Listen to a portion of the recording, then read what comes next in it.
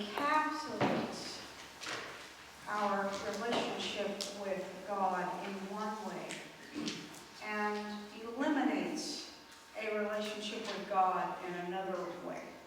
So let's look at this. First of all, I want to say, thou shalt keep holy the Sabbath day is a commandment, right? One of the first 5 commandments.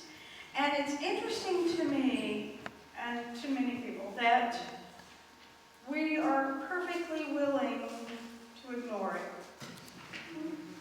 Right? Many of us would be appalled to break other commandments, like against adultery or stealing or murder, are fine with breaking the Sabbath commandment. Isn't that interesting? That one, not that important. If I get around to it, I will. And it changes our lives when we start taking that commandment seriously. We'll talk about that in just a minute. So the 2 models that the gospel presents to us today are one of a God who is authoritative, wrathful, stern, a God who gives tit for tat. In some times and places that God has been depicted as a God who requires punishment for sin, therefore punished his Son in our place. That's kind of a mean God, right? Hebrews says people just begged that he would not talk to them. It says they couldn't bear the commandment he gave them, that even animals on this mountain will be stoned. Just, he's big, he's mean, he's bossy. Right?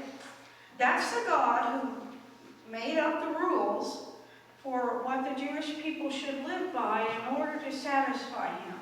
Rules they could never fulfill. Nobody could.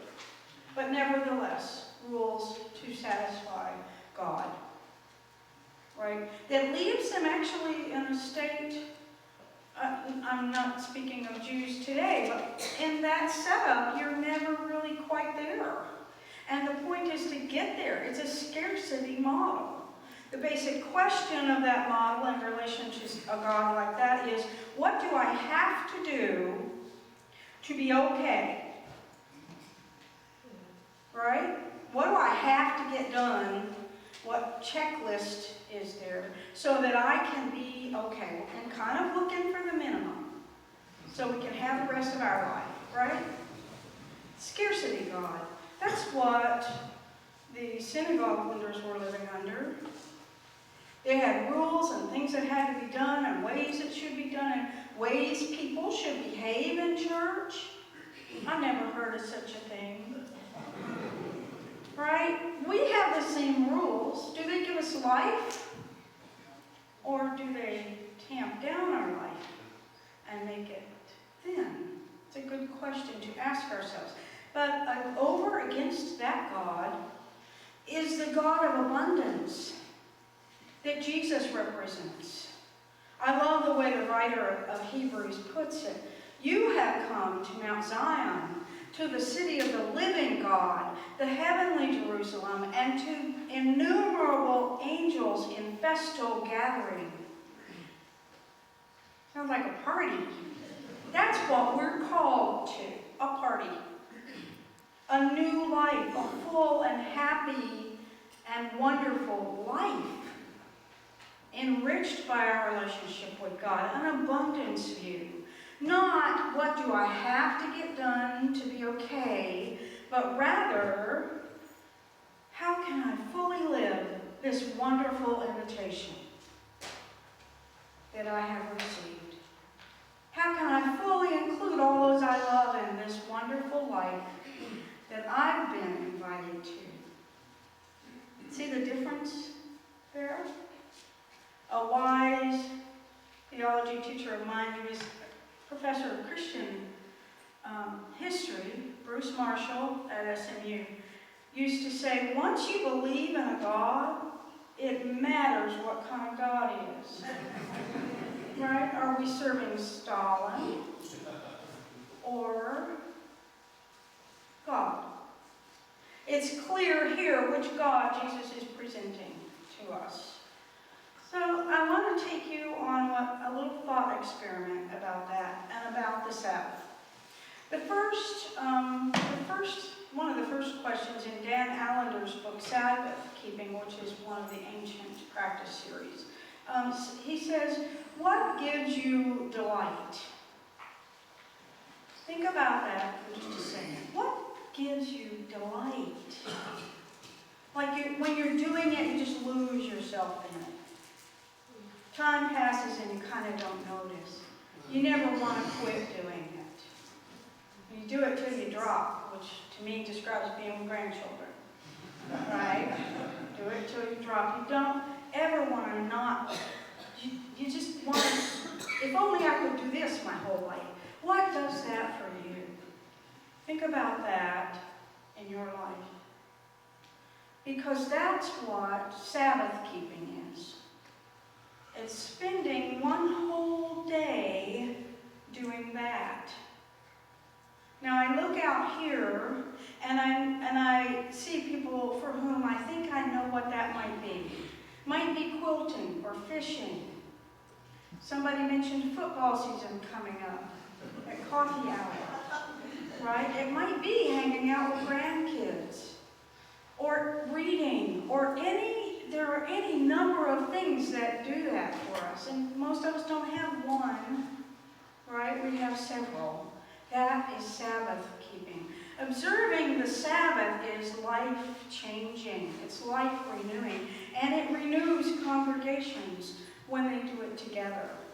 It is not, let me just say, go to church on Sunday, then do lunch, then take a little mini vacation. Right? Sunday afternoon, whatever that would be. That's actually not keeping Sabbath. It has come to mean go to church on Sunday. Hang out with people maybe a little bit and then go take some time off. That's not actually what it is. The actual meaning of Sabbath is to delight in the glory of the Lord and in His provision. For various ones of us, it means various things. Sometimes it means spending time with family. Sometimes not. Right? Well, the family. Sometimes it means a nap, sometimes not. Sometimes it means a fun activity, sometimes not. But it's supposed to take up from sunrise to sunset. And church is not scripted for that, unless you're a weirdo like me, who really loves church, right? But if that's not the place of your delight, that's not part of your Sabbath practice. Now, I want to ask you, for one thing, about this woman who was healed. All of you know somebody, we all do, who has something, right, that kind of impairs their life. If we don't have it ourselves, we know somebody who does. Which one of us would make that person suffer another day to fulfill some rule? How inhumane is that? That day is never coming back for that person, but we would delay their cure? That makes no sense, does it? Who was keeping Sabbath? Who was delighting in God and His glory in this story?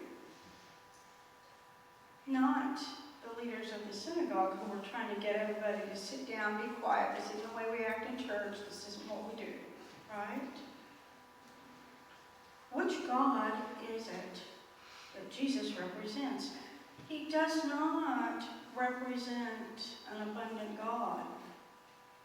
We need to be clear with that.